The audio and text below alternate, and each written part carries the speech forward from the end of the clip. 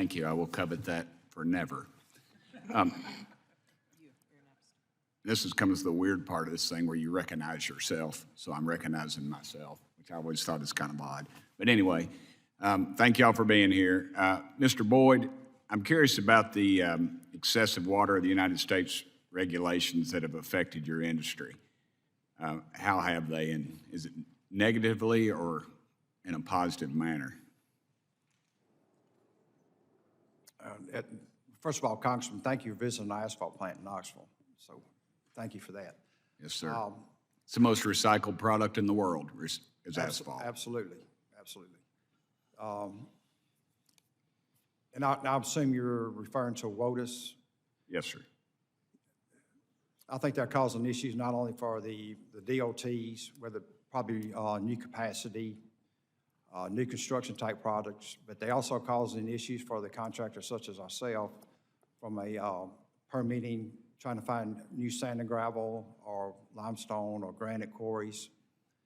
And I gave an example yesterday to a group of people where permitting was ultimately denied on a potential aggregate site just due to a farmer had just a little pond in his pasture for his cattle, like less than an acre pond, and the water would get in the pond 3 months out of the year. Sometimes it would overflow over the dam, and somehow or another that overflow got the attention that it was a navigable stream, or went to a navigable stream. So anyway, ultimately that permitting got denied because of that little issue. So we do need clarity around WOTUS. It seems the rules to be changing, and from a contractor's perspective, that's our biggest issue, is from the permitting side. Thank you, Mr. Boyd. Another question. You know, I wear these old Carhartt jackets, and I remember one time my friend Maxine Waters, when I was just a young freshman up here, asked me, he said, "Are you that boy that always wears that barn jacket?" And I said, "Yes, ma'am." And she said, "Why do you wear that?" And I said, "Well, chair lady, because that jacket's just like me." I said, "It holds up under pressure." 3 reasons. It holds up under pressure, it's American made, and it's cheap.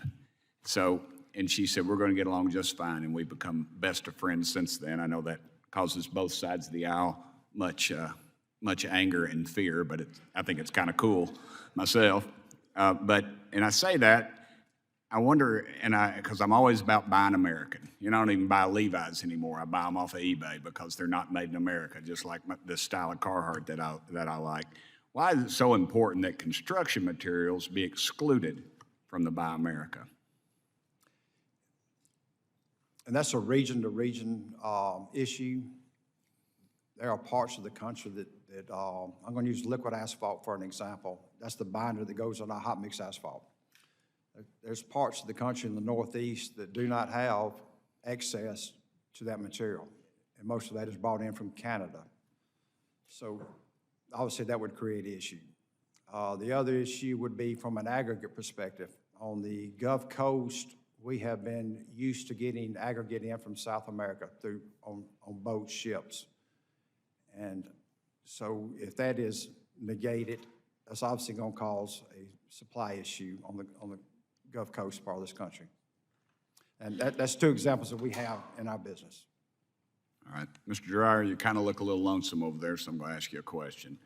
How can the federal government get out of your way so your projects can get built better and at a lower cost? And I do appreciate the ABC. They've been a constant thorn in my side for about 26 years now, and I've enjoyed that relationship. Thank you.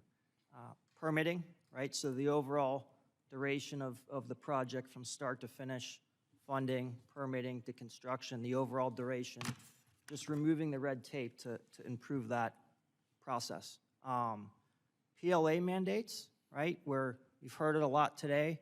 There's a significant workforce shortage in all industries, and you know, we believe that fair and open competition, right, mandating only unionized contractors can bid projects only exacerbates the workforce shortage issue. So fair and open competition, allowing more bidders to participate in the projects, ultimately will, right, open the competition, reduce costs, and reduce schedule. Thank you. Mr. Williams, in 5 seconds, can you tell me what the biggest challenge for states to deliver infrastructure projects is? Inflation. Thank you. I yield nothing back to no one, and I